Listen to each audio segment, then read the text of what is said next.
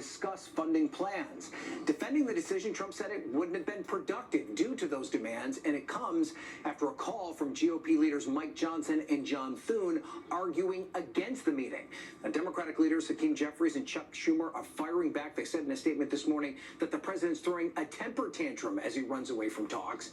Bottom line, to avoid a shutdown, a spending bill must be passed with some Democratic support, and Democrats are using that as leverage to block a GOP plan to keep funding flowing. Instead, they've demanded more Obamacare subsidies and a rollback of Medicaid cuts, which right now are non-starter for Republicans. So for now, both sides are blaming each other for causing a potential shutdown. Craig? I mean, again, it really does seem like every few months we're talking about the potential of a government shutdown. But remind us once again, what happens if there is a shutdown? What's at stake? Well, it's going to impact millions of federal workers, Craig. It will also slow down government services. Workers deemed essential would continue to work only getting back pay once everything's over.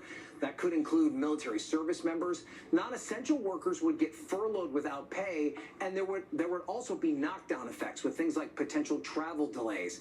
Now, looking forward, the president said that he'd meet with Democrats if they dropped their demands, but there's no indication that they're willing to do so. So with no planned meeting in sight, it's really a game of chicken with the clock ticking. And Craig, keep this in mind, Congress not even scheduled to be in session before this deadline hits. Oh boy. All right. Lots to follow there, Ryan. Keep us posted. Thank you. Turning now to a dramatic scene inside a Florida courtroom. The man accused of plotting to kill President Trump last year, staking him out with a rifle at a Florida golf course, attempted to stab himself in the neck with a pen. This happened moments after he was convicted in a string of charges, including attempted assassination.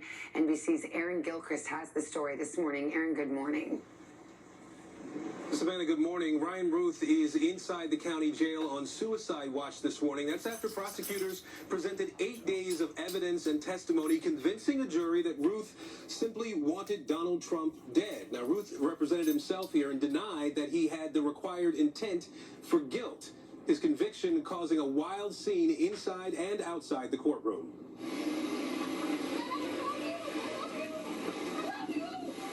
Of would-be assassin Ryan Ruth chasing after the car, taking him away from court before lashing out at the press.